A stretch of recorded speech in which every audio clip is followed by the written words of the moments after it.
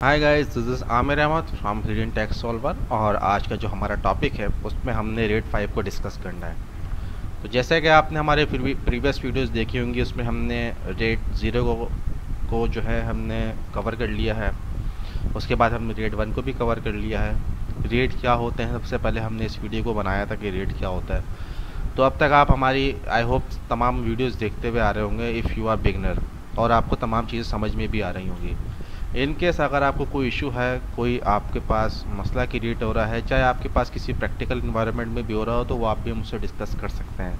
आप किसी भी वीडियो में कमेंट कर सकते हैं कि आपके पास ये इशू आ रहा है। इंशाल्लाह उस चीज़ को मैं देखूंगा और जल्द से जल्द आपको जो भी वो इशू है उसके लिए मैं आपको आंसर करूंगा। चाहे आप प्रैक्टिकल कर रहे हैं, चाहे आप किसी भी जगह पर सर्वर के अंदर या किसी भी ऑर्गेनाइजेशन में आपके पास इशू हो रहा है, तो वो आप मुझसे डिस्कस कर सकते हैं। तो मैं आपको उसका इंशाल्लाह सोल्यूशन प्रोवाइड करूंगा।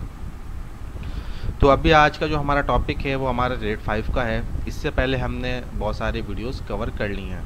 आज हमने रेट 5 की थ्योरी डिस्कस करनी है। जैसे हमारा कोर्स चलता हुआ आ रहा है, पहले हम थ्योरी कवर करते हैं, उसके बाद हम ये डिस्कस करते हैं उसका प्रैक्टिकल। तो रेट 5 में भी हम ऐसे करेंगे। आज हम इसका थ्योरी को कवर करेंगे, नेक्स्ट में हम इसके प्रैक्टिकल को कवर करेंगे।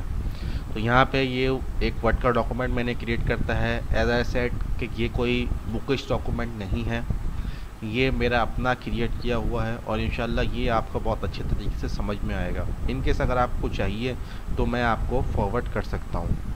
ओके, काइंडली कमेंट कर सेक्शन में बता दीजिएगा तो मैं आपको फॉरवर्ड कर दूँगा। तो यहाँ पे मैंने इसकी एक डेफिनेशन दी है कि रेट 5 की। रेट 5 क्या है? RAID 5 is a standardized RAID level in the world of networking. RAID 5 हमारे पास इस टाइम पे सबसे ज़्यादा यूटिलाइज होने वाला रेट है, जो कि इस टाइम में बहुत ज़्यादा यूज़ हो रहा है। आप किसी भी ऑर्गेनाइजेशन में चले जाएं, किसी भी आप मल्टीनेशनल में चले जाएं, ज़्यादातर आपको रेट 5 इस्तेमाल होता हुआ नज़र आएगा।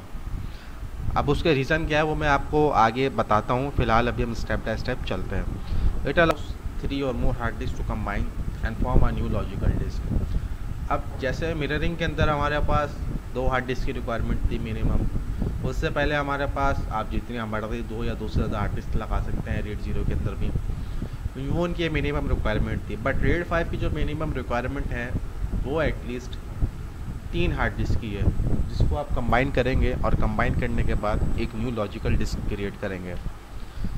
अब it divide data to all 3 disk and provide fault tolerance and HA of 1 disk. जैसा कि मिररिंग के अंदर हमारे पास एक हार्ड डिस्क का फॉल्ट टॉलरेंस मौजूद था जब हम 2 हार्ड डिस्क इंस्टॉल कर रहे थे, तो इसमें भी हमारे पास जब हम 3 हार्ड डिस्क इंस्टॉल करते हैं तो एक हमारे पास हार्ड डिस्क की फॉल्ट टॉलरेंस और HA हमारे पास मौजूद होता है। मिसाल के तौर पर जैसे आप 3 हार्ड डिस्क को कंबाइन करते हैं 1 TB की, और आप उसके ऊपर रेट 5 को कॉन्फ़िगर करते हैं, तो इसके अंदर आपको 2 हार्ड डिस्क की स्टोरेज मिल जाएगी और एक हार्ड डिस्क सेव हो जाएगी फॉर पैरिटी। अब पैरिटी क्या होता है? ये एक बहुत इंपॉर्टेंट कॉन्सेप्ट है जो कि आपसे किसी भी इंटरव्यू में पूछा जाता है। आप जब भी रेट की बात करते हैं किसी भी इंटरव्यू के अंदर या कहीं पे भी, तो रेट में पैरिटी एक ऐसा कॉन्सेप्ट है कि इसके बारे में लाजमी पूछा जाता है। तो इसको गौर से समझिएगा कि कहीं भी आप इंटरव्यू के लिए जाएं तो आप उसको आंसर कर सकें। अब मैंने यहाँ सिंपल पैरिटी की डेफिनेशन दी है। पैरिटी क्या है? Parity is a calculated bit used to reconstruct the data in case the hard disk failure. Parity वो एक बिट है कि अगर आपका 3 हार्ड डिस्क में से कोई भी एक हार्ड डिस्क लॉस्ट होती है तो आप पैरिटी के थ्रू अपना जो डाटा है उसको रिकवर कर सकते हैं। पैरिटी आपकी वो बिट होती है। अब ऐसा नहीं है कि पैरिटी जो है वो एक ही किसी हार्ड डिस्क पे रखी हुई होती है। पैरिटी आपकी तीनों हार्ड डिस्क पे डिवाइड होती है, जैसे कि आपका डाटा तीनों डिस्क पे डिवाइड होता है, सेम डिवाइड होती है। अब ये काम कैसे करता है, तो आज अभी हम ये सीख लेते हैं कि काम कैसे कर रहा है। How to configure RAID 5। To configure the RAID 5 for your storage and you need at least 3 hard disk for it. RAID 5 को कॉन्फ़िगर करने के लिए आपको मिनिमम 3 हार्ड डिस्क चाहिए, जैसे कि मैंने ऊपर डिस्कस किया। RAID 5 use parity to reconstruct the data and parity is spread on all the drives. जैसे कि ये मैंने अभी आपको पहले बताया कि आपके पास जब भी पैरिटी आप RAID 5 कॉन्फ़िगर करते हैं, पैरिटी का कॉन्सेप्ट आता है, तो पैरिटी तमाम हार्ड डिस्क पे ऊपर स्प्रेड की जाती है, फैलाई जाती है, जैसे कि डाटा सब फैलाया जाता है, ताकि इन केस कोई भी हार्ड डिस्क फेल हो तो आपको रिटेंडेंसी मिल सके। RAID 5 provide 1 hard disk redundancy in case of hard disk failure.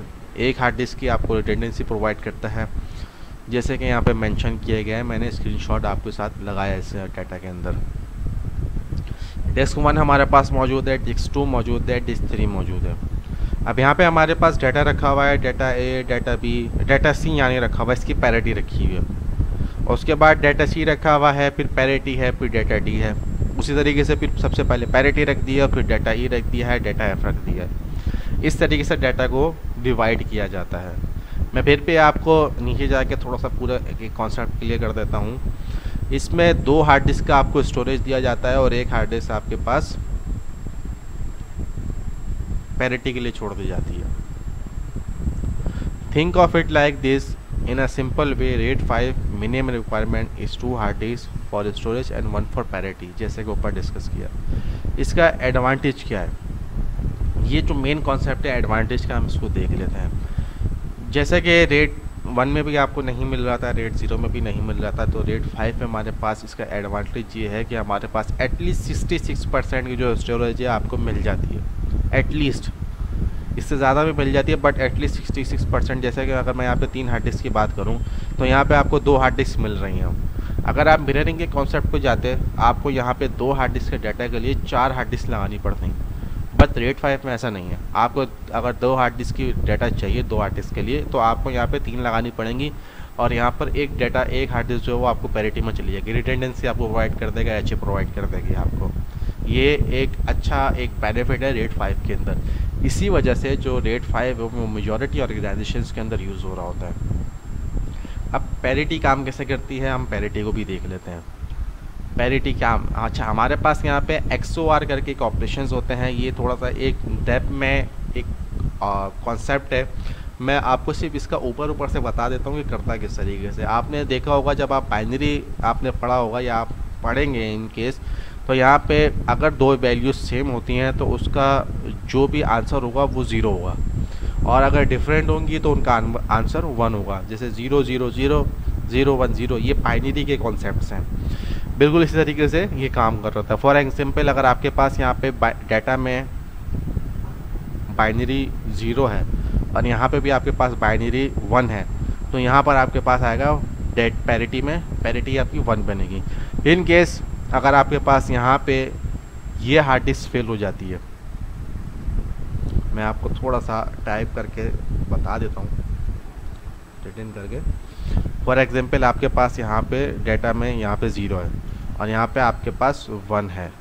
In case अगर आप और यहाँ पे जैसे आप इसको कैलकुलेट करेंगे तो आपका यहाँ पे ये 1 बनेगा, जैसा कि आप ये देख सकेंगे नीचे। मैं अभी आपको दिखाता हूँ, ये देखें, ये 0 1 1 1 0 1 1 1 0 और 0 0 0।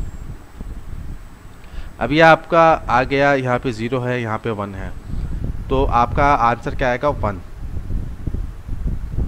सही है।